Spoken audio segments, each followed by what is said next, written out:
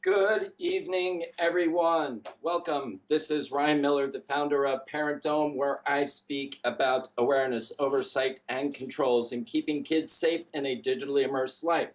Wow, this is fantastic. So I am broadcasting on multiple platforms this evening. So I wanted to kind of tell you how this is all going to work. I have my Periscope audience on one side. I have my Nissan Communications audience on the big screens, and I am also addressing the Blab audience. So I'm going to be interacting with my Periscope folks as I go through tonight's conversation. And so greetings, everyone. Fran, Doug, Ali, good to see you. So I'm going to have to go through my traditional housekeeping issues, which are very important when you're dealing with live streaming communication. And what I've got first is the terms of service. When I am speaking on various platforms, they are age appropriate, and that they are governed by terms and conditions that when we download these applications and we use them, they're designed for certain ages. Periscope is geared towards 13 years old. So I let people know on Periscope that please, when you're participating in this dialogue, that keep it age appropriate. This is not an R-rated film. This is for PG, and even it's for 13 and under. So I ask that you use language that is commensurate with that. If you feel so prompted to use different language, I ask that you need to leave this broadcast or just sit and listen.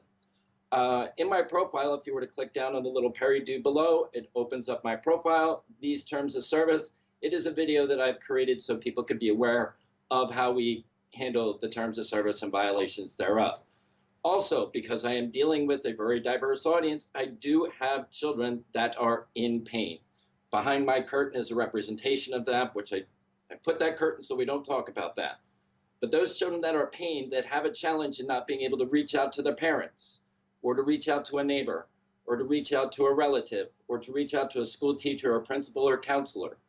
This download here, bit.ly/PD crisis, is a free download. It's a PDF document of all toll-free numbers that kids, you can just pick which topic is most important to where you are right now and the problems that you're having, and call those numbers. We can't interact through this media, this platform. It's one direction, and I can't intervene and offer the help that I would so much like to do, but this gives you the ability to do that. For those that are on other platforms, this is available to you as well, the bit.ly/PD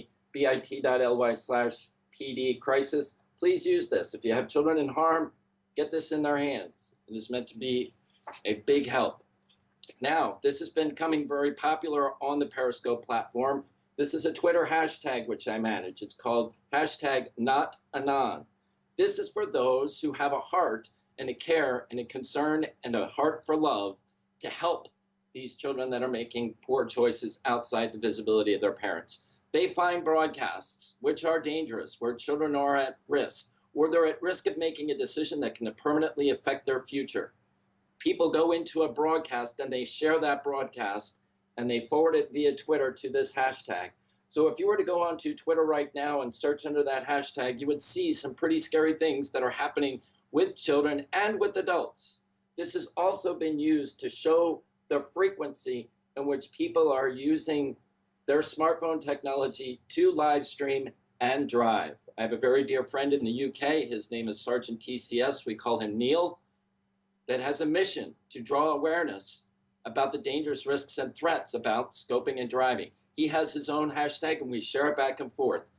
And honestly, it's been a very powerful thing. Through his voice and his videos and his demonstration, he has drawn awareness to the point where certain broadcasters that were driving and periscoping or meerkatting or blabbing, they paused and they said, oh my gosh, I didn't even think about that. I'm sorry, I haven't been watching the comments over on Periscope. I apologize for that. But they have not been aware of the dangers of how fast that accident can happen when they're interacting with interacting with the screen. There's a video that I put up there that a gentleman was driving for 55 minutes, and he was driving, and it was sad to see. And any interaction that was happening with that person resulted in a block because he didn't want to be held accountable for the risk that he was posing on the road. It was very sad.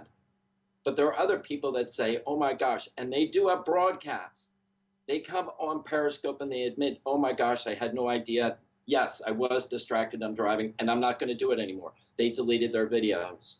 For my participation in Blab, when people come into my meeting, when I'm doing a show on Blab, Sirius Fox, thanks you, man, that if they are scoping and driving in my Blab, I say, I'm going to remove you from the conversation and I will wait until you're in a stationary spot and then you can join back in the conversation, because I will not be party to doing that kind of dangerous behavior in my live recording broadcast, because it is against the law. So I just wanted to put the housekeeping issues out there. I will be interacting with people through Periscope tonight. I'm talking about social media ethics. Now, normally I talk about awareness, oversight, and controls. And this goes into the domain of awareness. That ethics, well, let me back up. Last evening, I participated in another Blab with Dr. Vibe, who is very well known on the Blab platform. And he was hosting an interview with Tachita, who is a professor at the University of Maryland at College Park. And Jason, I forget Jason's last name, but he is known as the social media samurai. And they were talking about the topic of social media ethics. And I posted in the comment stream that social media ethics doesn't belong in the same sentence because it's an oxymoron. When you come into a platform that is based upon the ability to be anonymous, there is no guide for what behavior should be, nor is there an enforcement for that behavior. So when we come into any social media platform, whether it be Facebook, Twitter, Pinterest, Instagram, or the more child-friendly applications like YouNow and Snapchat and Kik and Ask.fm, they all have the ability to be masked by some form of anonymity. No personally locatable information, nothing to hold someone accountable to. So the behavior can be anything anybody wants it to be, and there is no consequence for that behavior.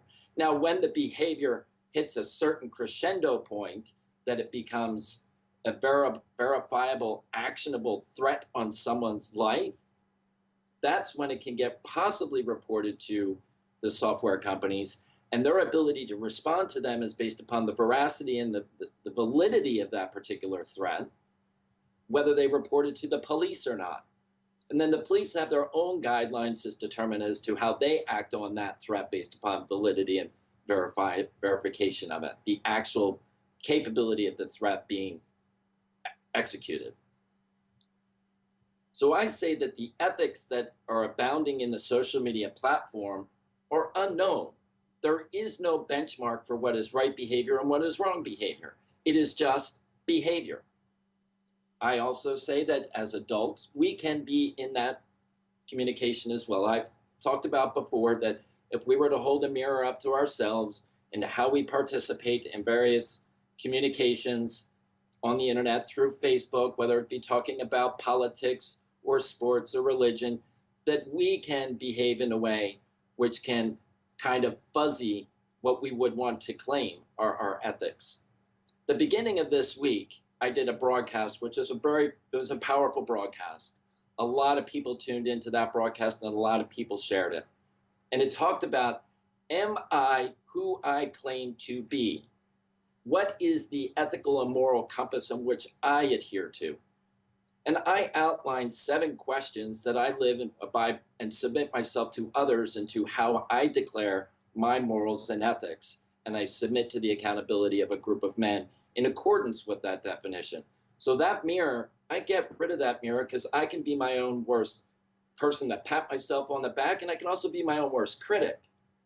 But I can also be an incredibly good person at rationalizing my behavior. So when I put myself in front of other men in the declarations as to what I call my morals and ethics and the foundation which I do and what those questions are.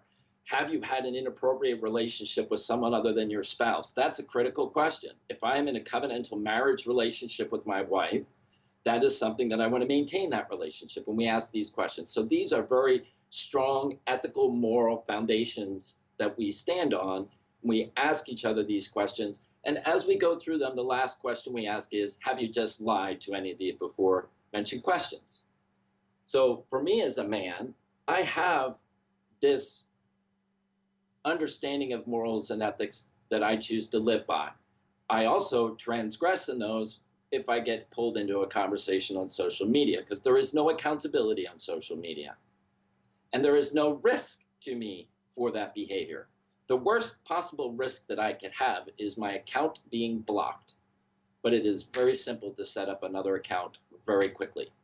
In my Periscope audience, they have seen where disruptive behaviors come into my broadcasts, and I've had to block them.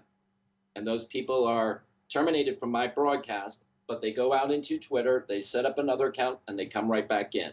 I block them again. They go out, they set up another account, they come right back in. And that is in a period of 2 minutes. And these disruptive people want to get their disruption in. They want to beat me with that disruption. But it's no big deal for me to just continue to hit that block and send them off. Now, I will deal with them in another way, and that's why I make people aware of what my terms of service are. I let them know that there is accountability when you enter into this broadcast, and I give them the opportunity to watch that so that they can moderate their behavior, because I believe in our country we have beautiful freedoms, and freedom of speech is a beautiful freedom, and I thank my brothers and sisters that fought, that gave me that right. It's a huge gift. But at the same time, we are not necessarily free from the consequences of how that speech may be used. Now, in social media, there are no consequences for how that speech is used. When you are in Facebook and Twitter and Snapchat and YouNow or wherever you are, whatever language comes through that stream, however nasty and ugly it can be, there is no consequence for it. The only action we can take for that is to remove ourselves. You have the ability to block, but people have the ability to come back in under a different name and alias and attack you further. Each social media platform deals with it in its own way. So I'm going to take a pause here for a moment. I appreciate my Periscope audience and the love you're giving me off on the side roll. I haven't seen those questions as much as I'd like to, so I apologize for that. If you want to be part of the conversation, that our numbers are not higher than some of the adults are terrible things. Yes, that is very true. Somebody was making an observation that the amount of people that follow me on Periscope are because my message is not one that resonates with people, because there's a lot of people that are disruptive, and I choose not to have those people part of my community. I put them in a different place, and they are a different part of my community. But if you want to engage in the conversation, you can join me by signing in on Skype at Computers 2K Voice. You can dial in at 919-518-9773. Or if you're in Blab, you can chat in the chat roll, and Amnon will feed me questions that are coming in through Blab. So I am used to having this kind of conversation on these platforms where I'm talking to myself and responding to those that are commenting. but I do encourage additional participation and feedback because last time it was really good. We had a great time. So I'm saying that the social media platforms do not have this ethic. Now, in the blab that I was participating, they were saying in the college campuses, it's one of the mandated courses that they talk about ethics in the digital domain. It's part of what they call digital citizenship. Now, in my mind, digital citizenship is a very, very deep topic area. But if you're at the age of college talking about ethics and digital citizenship, it's kind of like the horse is out of the barn. It's a little too late. And that it really starts in the earlier ages to establish what this digital citizenship relationship is. And it's not being taught in the schools. Some schools are looking at it. Some schools are evaluating how do they talk to children about digital citizenship. But they're imposing an academic view on the value and power of using social media and the tools. They're talking about the Promethean board and there's the smart board and how to set up a Google Docs account. And those are all beautiful things. They're talking about the value and power and benefit. They're talking a little bit about the permanence of the internet. And just a little dovetail today. I don't know if people saw this. This was a viral video that was going around the past couple of days. And it was about this young girl. She was 30 years old and she was out drinking with her friends. And she was too inebriated to drive. So she used her phone. She had an account with Uber, and she summoned an Uber driver to pick her up from her night of drinking. Well, something happened between her and the Uber. Yes, Lori's mentioning that she was a doctor in Miami. So this person, this 30-year-old woman, had invested 6 to 8 years of her life in advancing her career to become a doctor. So in her inebriated state, she got into an altercation with the Uber driver. She wound up throwing a fist at him. She wound up kneeing him in the groin. He was trying to restrain her to get the police. But then she put herself in his car and started dismantling his car and throwing all of his personal belongings on the side of the road. But not only that was her language that was coming out of her mouth. She was just spewing filth like it was nobody's business. I mean, it was a language that was just coming out of her mouth. Now, that is something that we can't stop on live streaming ourselves. There are broadcasters that just spew this, even though that there are terms and services and conditions. I've seen it on Blab tonight, that there's 13-year-olds watching a broadcast and 3 of the broadcasters are just dropping F-bombs left and right. And I'm thinking, really? We don't have a vocabulary that we can control our language, cognizant that we have minor children in here? No. And they joked it off. They really did joke it off. And these are people very visible in the social media live streaming community. So what was happening during that whole altercation was another phenomenon that's happening. And here we're talking about the ethics again, right? Mac Patches, good to see you, my friend. That her friend was standing on the sidewalk shooting a video. Now, this is not unusual. Whenever we see something happening, some type of altercation, you're going to see 5, 10 people whip out their cell phones and start video recording it.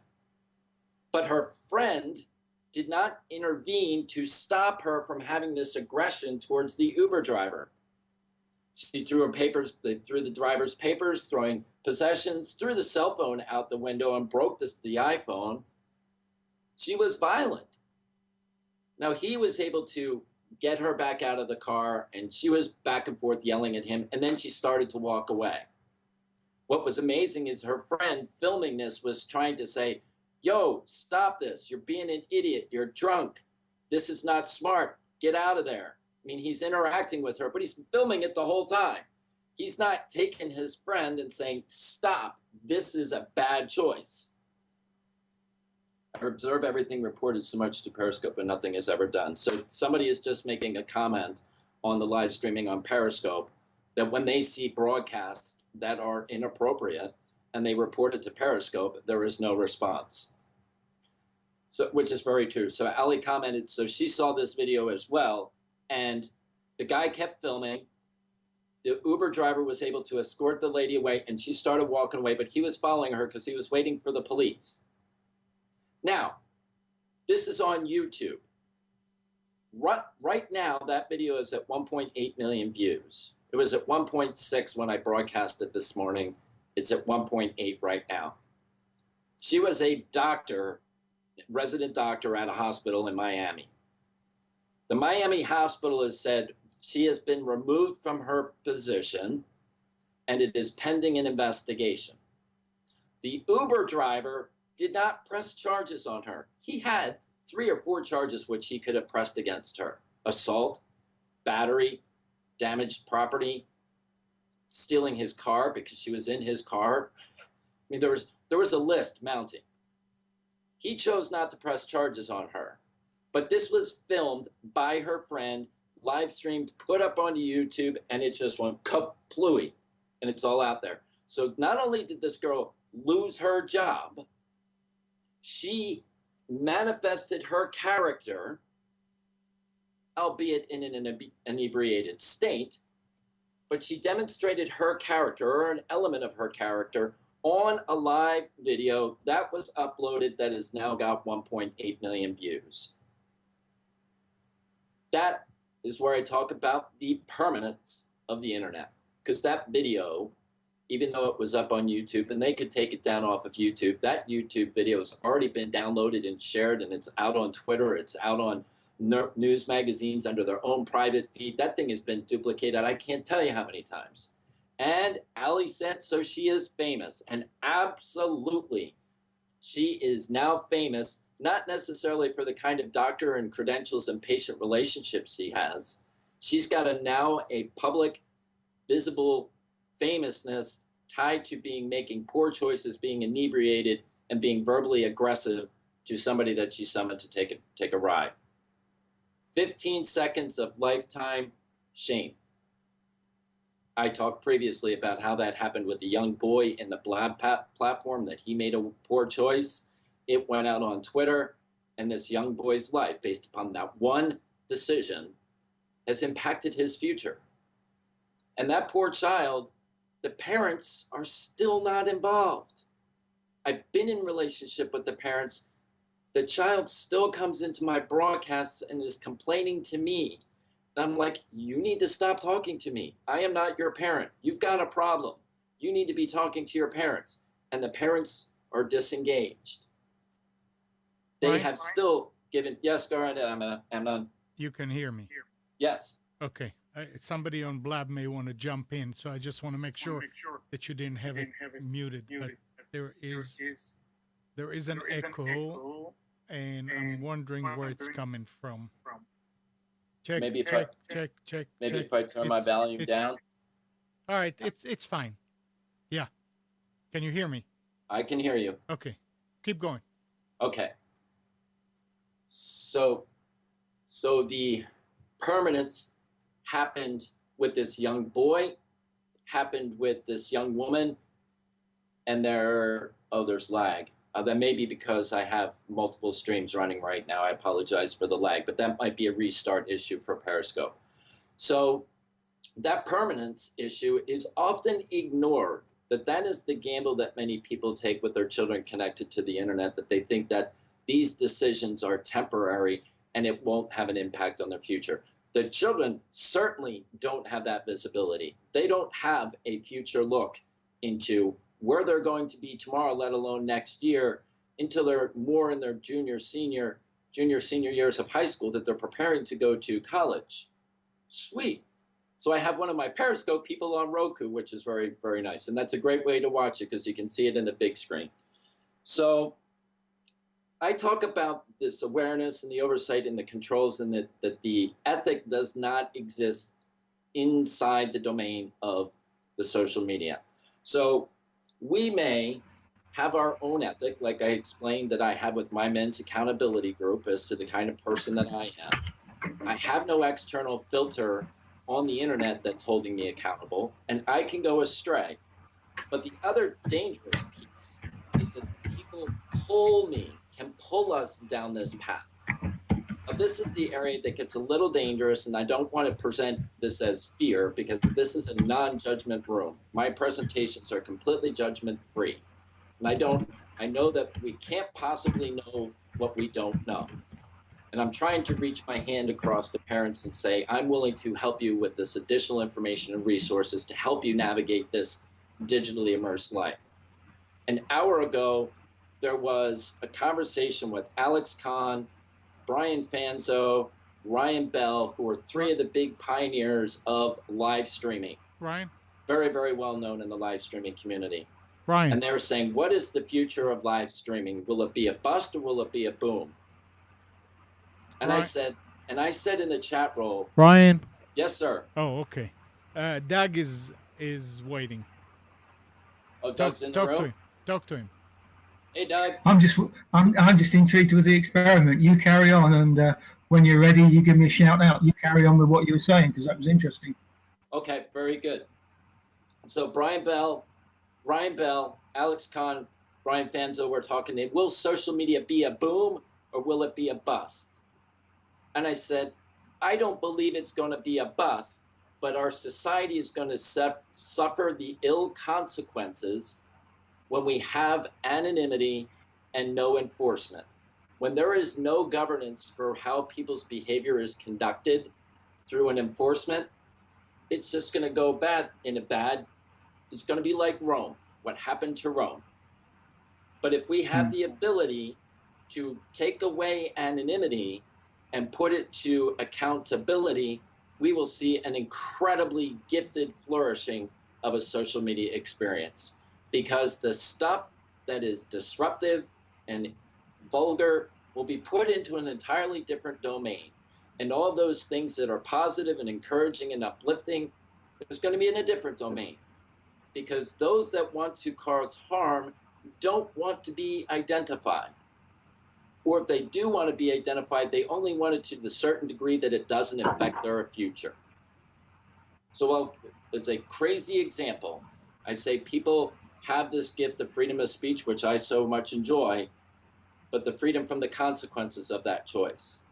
So there's something very popular in media right now. So let me take a quick pause. If you want to join the conversation, you can comment in the blab. You can call in at 919-518-9773 or come in at Computers 2K Voice on Skype. So Douglas, good to see you. So yeah, I just want to back up what you were saying there, Ryan, if you can hear this. Yes. Okay. I've said to you before, my son runs a couple of fast food outlets in the UK, and he employs lots of people in the age range 17 to 30. And the first thing he does before he reads any CV or application is he checks their social media profile.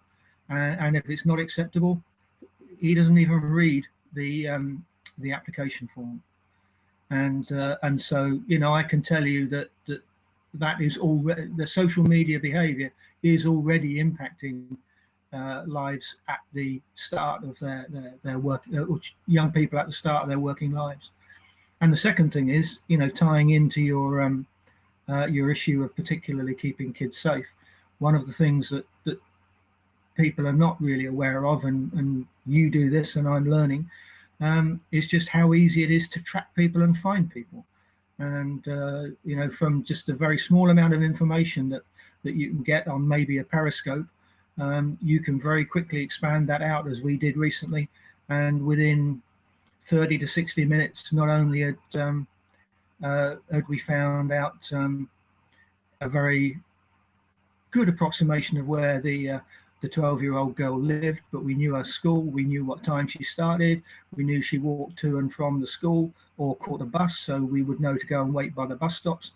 And just from the exposure that she was putting herself on social media, she was very easily, she was making it easier, should I say, for the dodgy people, you know, the potential paedophiles and people who would wish her harm, to actually find her, trace her, and get hold of her.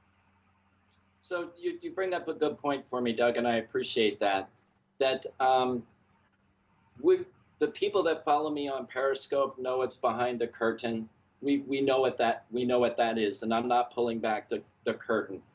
But there is a situation relative to parents and their children related to what's happening on the internet, that they feel that their children are safe, and I tell parents, I know you've got things in place because you love your children and you are doing the best you can with what you know to keep them safe. I think that is an absolute true statement.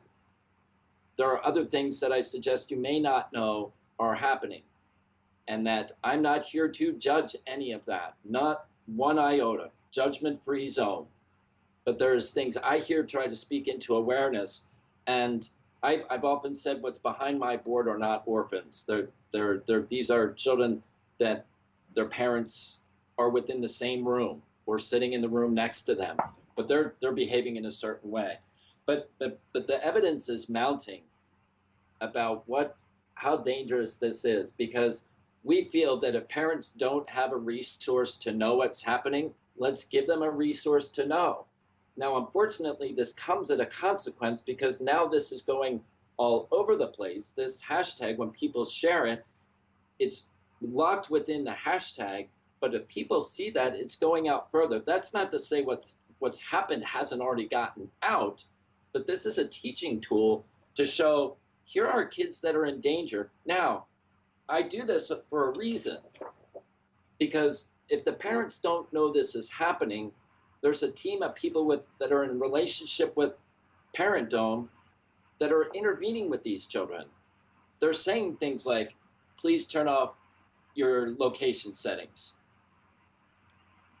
And I've had to teach on this a couple of times, because the conversation with an adult that finds a child at risk, they're already at risk because they're conversing with other people that are taking them down a dangerous path. And it's really kind of bizarre that an adult is trying to talk to a kid to keep them safe, and the other people are trying to kick that adult out of the room because those other people don't want the child safe. So you will see those conversations taking place in those streams. The people that I will text and say, you may want to pull off the road while you're doing your blab or your live stream instead of driving. You'll see those comments pop in. You will see the girl that is doing something in a live stream and somebody else coming in and saying, do you realize you're inviting strangers into your home? Do you know that little camera flowing up on the side is people taking screenshots and sharing it? Do you know you have a live record of this, and people are downloading it too? You'll see those comments come in. And heavens, we don't want anybody's child to have that exposure, but we would rather them not have worse exposure, that child is pulled into a private conversation and that something really horrible happens. So to Doug's point, which I really appreciate, Doug, that a group of us saw something going down very badly, that it was the point where you do a notification. If a therapist had seen that, if my friend Lori, who's on the broadcast, had seen that, she is a legal mandated reporter, she would have had to call the police. Had to, no question, had to have called the police. We are not mandated reporters, and we're trying to sow seeds with the relationship with the girl who's making poor choices to get her attention before she hits a block and we no longer have that ability to communicate to her. So that sounds spooky, and it's not meant to be spooky. It's just that this is part of this social media. There's no ethic, there's anonymity, there's no enforcement, and this is not just happening on live streaming. It's happening on all applications. And not that your child is doing it. I'm not suggesting that in the least. Hear me loud and clear. I'm not suggesting your child is doing it.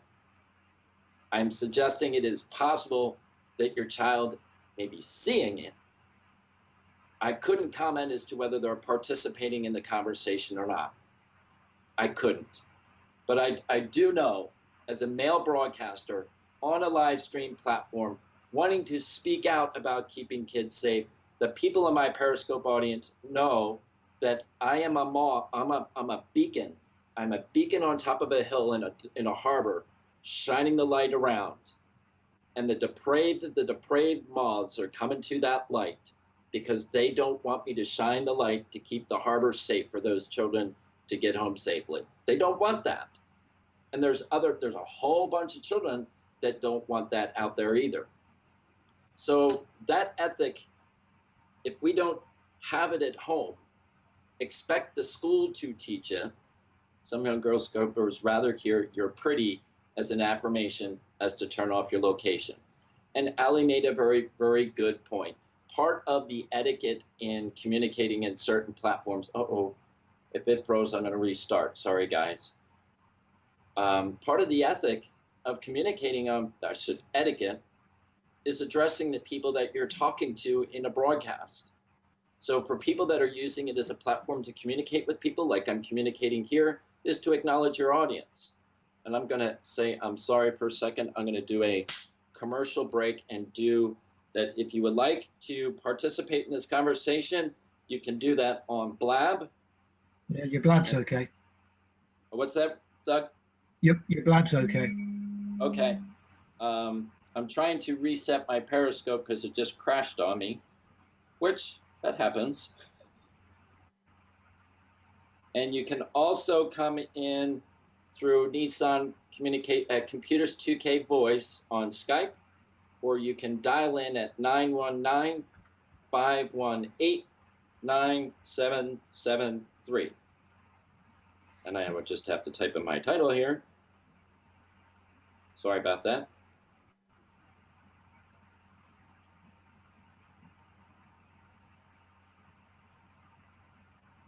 Yippee skippy. So what's really amazing, just so people know, in my Periscope audience at this point, I have acknowledged around 8 people that are under the age of 14. So I have 8 children in my broadcast right now. And I have to be a good steward as a broadcaster to make sure the behavior that happens in my broadcast is appropriate for those young children that are in there. So when I am in this communication, I don't have a lot happening in the Nissan chat role, but I have the Blab communication, and I do the same thing within the Blab environment, that I govern that communication. And I would say if we were to apply an ethic to a live streaming platform that is open to minors, that we should have some level of, sorry, Ali, I missed that. We should have some level of governance on our language and respect that we have minors in here. Now, people may be of the thoughts that, well, the kids are hearing this language at school anyway, so why should we protect them from that kind of language? I'm sorry, if you participate in any of the live streaming platforms, the language is not the only thing that is happening. Oh, that's okay, because I just did a restart, so thanks for coming back, Ali. So I firmly believe that I want to offer a line of consistency. I'm not a verbal prude. I am not. I believe that words have meaning, and the appropriate use of the word at a particular time may be appropriate. So for me, power words are not part of my normal discussion. It's not part of my language. But if I need to convey a point with emphasis out of whatever emotion and one of those words is appropriate, I will use it. Now, if I am in a broadcast, a live stream media, I want to govern my language to the broader audience. It's kind of like the Motion Picture Association does with their programming on TV, that they govern the George Carlin 40 nasty words that can't be said on TV, and that he would say them as a comedic routine.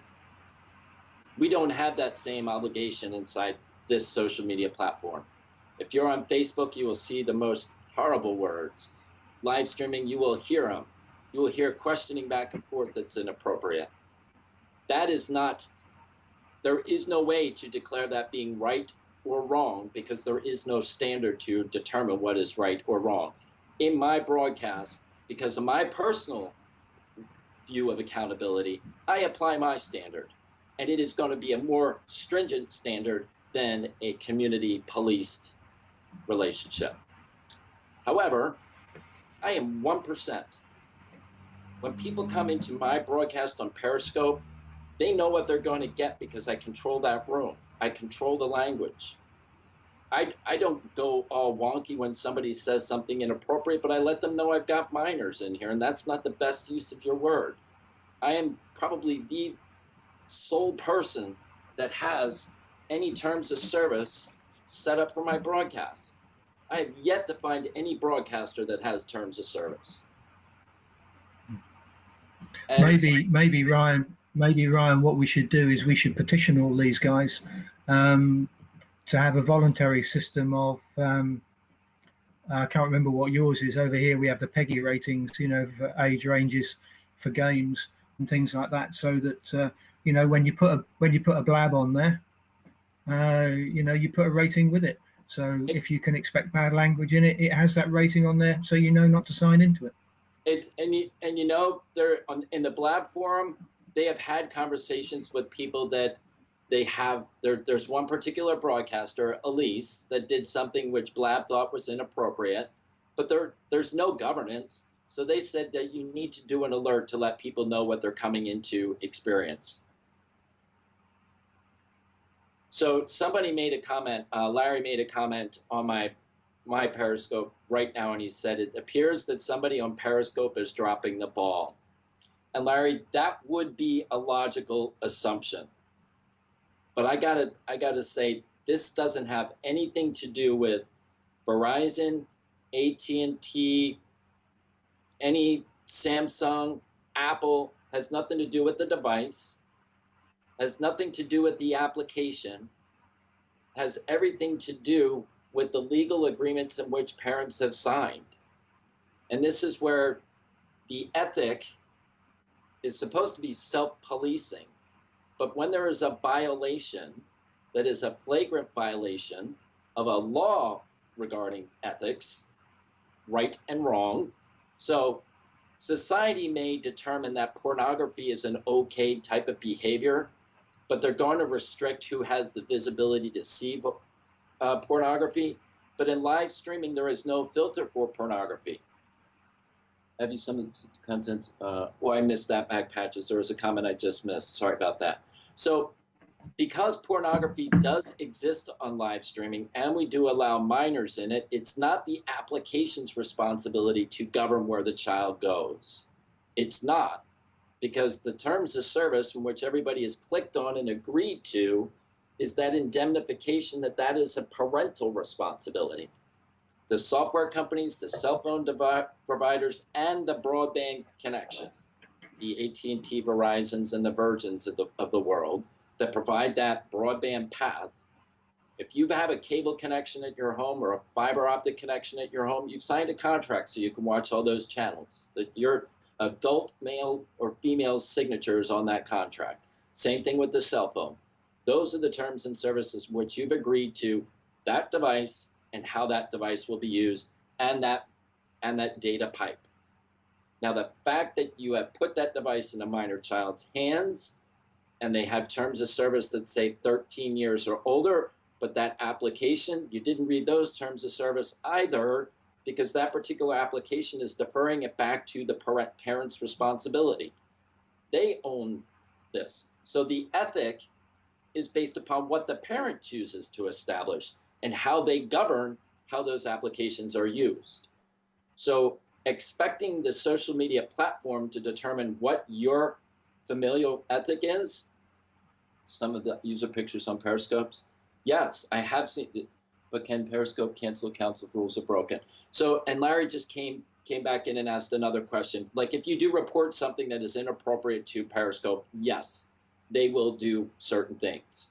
So one of the things is they will block an account, and I use air quotes when I say the word account.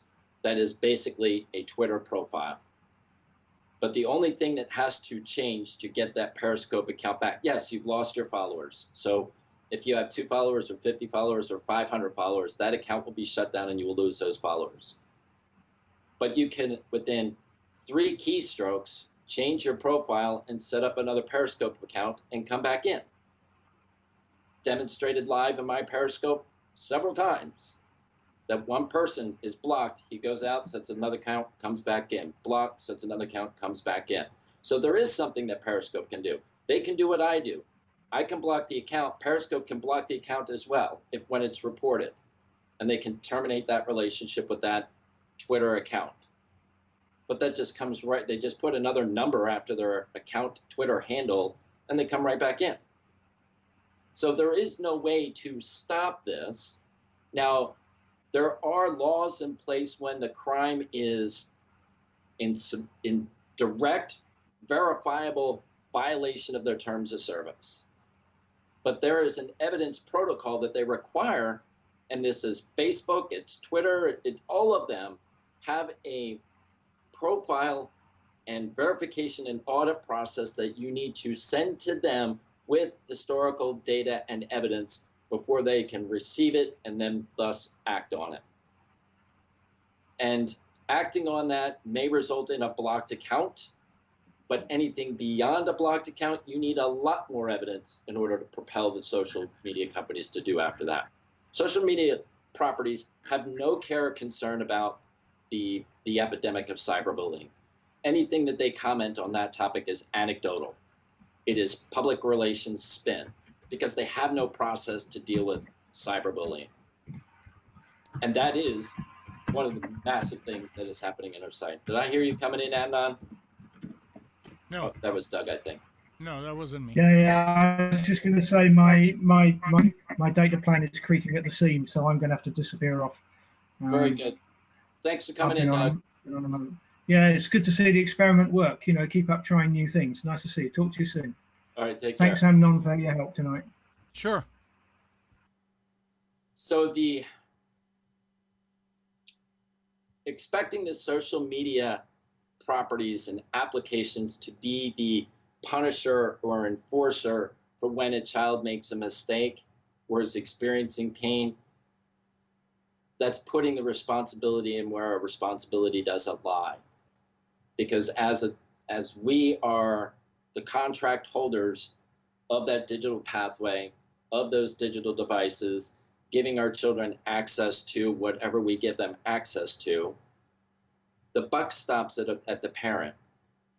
And it is reasonable to want to yell at Facebook and the things that are happening at Facebook, and to yell at YouTube, and to yell at Periscope, and to yell at Meerkat, and to be upset at them. And I'm upset at Periscope myself. I'm upset at Periscope. But I take a step back and I understand why Periscope does what it does. We live in a constitutional republic is based upon our founding fathers, but we are really operating based upon a capitalistic monetary system. And I am a digital asset that freely gives information about myself for the commerce side of the equation to market to me and extract money from me. Thank you so much, Allie. Thanks for coming in tonight. I missed your show, by the way, so I'll get it on replay. So I understand their objective. They want me to spend money with them, and they want to market to me. I get that. And I give them what they want of me because I've clicked those terms as a service, and they have access to information that they want from me. So I can't be upset at them for my own behavior. I just have to look at how do I modify my behavior so I don't get upset at them. So I look at what happens on Periscope every night. Absolutely. Mac Patches says the mighty dollar cares not for morals or ethics. That is very true. It's a very true statement. But it's up to me, based upon how I've shared with you my morals and ethics and what I hold to accountability, to restrain myself from being pulled into this environment. And that's hard for anybody. For a grown adult, that's a hard thing to do. And that's a great suggestion as well. And there are platforms that are tied to. Someone made a suggestion that live streaming should be tied to some personal identifying information, such as a phone number. And that gives you some level of audit trail. But that the challenge with that is that it goes back to a marketing piece that the software companies have that phone number, but it's not enforceable from the side of the person who has been violated. I have to trust that the entity itself is going to want to enforce it upon the individual, not a fictitious account. And they don't want to do that. This is a corporate political relationship that's happening here. It's corporate interest, it's political interest, it's legal interests. Terms of services, if you ever read through them, are quite lengthy and intermeshed with legalese and hyperlinks all over the place. And that is a skillfully crafted document. And it is not to the benefit of us, the consumer. Absolutely not. That is like assuming that what's happening down in Washington, D.C. is really concerned about the people out in the field. That was the case many moons ago, but that's not the case today. I hope for change in that, but it's like being angry at the zebra for the stripes that it has. I understand the zebra. I can't expect the zebra to be a horse. It's just going to be a zebra. So the way this social media thing is morphing and continues to evolve, I go back to my previous premise.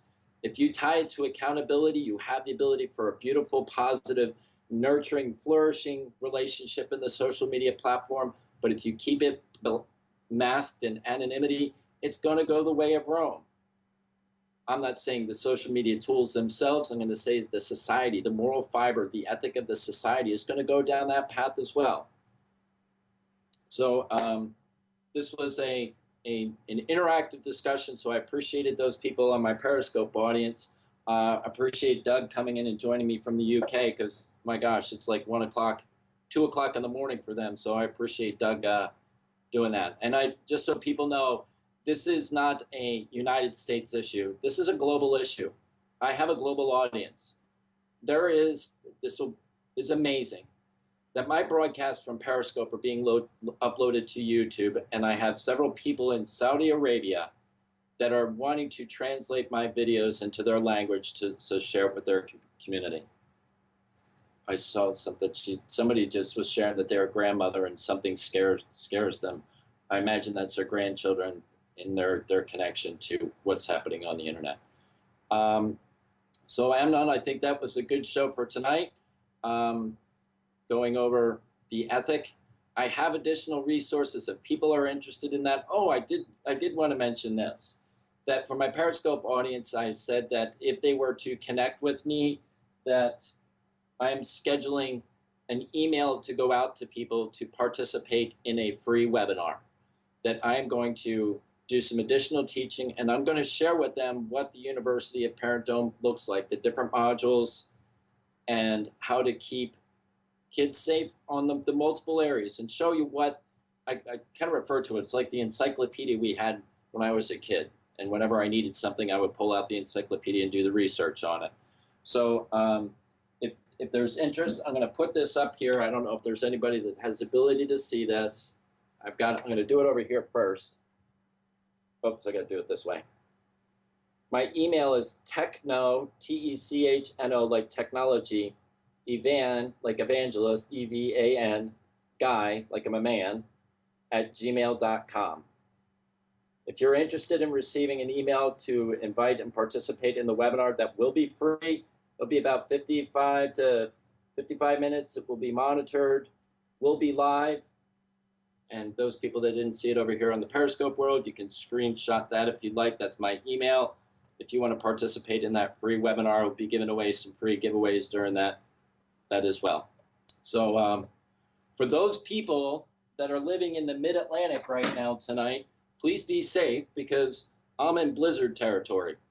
So I need to get myself refreshed tonight so I can be out tomorrow morning clearing all my neighbors' driveways.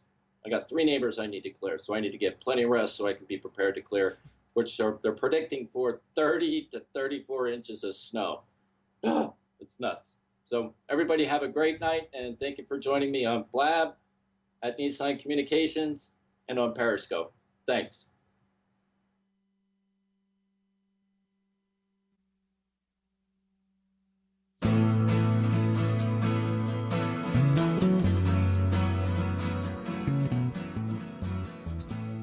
You're tuned to the Nissan Communications Network. Our weekly lineup of call-in programs includes Computers 2K Now with Amnon Nissan, My Life, My Will with Gisela DiCarlo, The Tanya Love Show, Health In with Debbie Bruck, Breaking Free with Marilyn Shannon, Triangle Be Well with Howard Jacobson, Lunch and Learn with Rabbi Yisrael Cutler, Lessons of Vietnam with NCVVI members, Parent Dome with Ryan Miller, Current Affairs with Amnon Nissan, And if you tuned in too late, you can always watch each program in its entirety or download an MP3 audio file of it in the archives section on nissancommunications.com. Don't forget to subscribe to our YouTube channel, follow us on Twitter, and like us on Facebook. Sponsored by Atomos.com, makers of quality video recorders and converters, CarolinaApparel.com, and DeltaForce.net.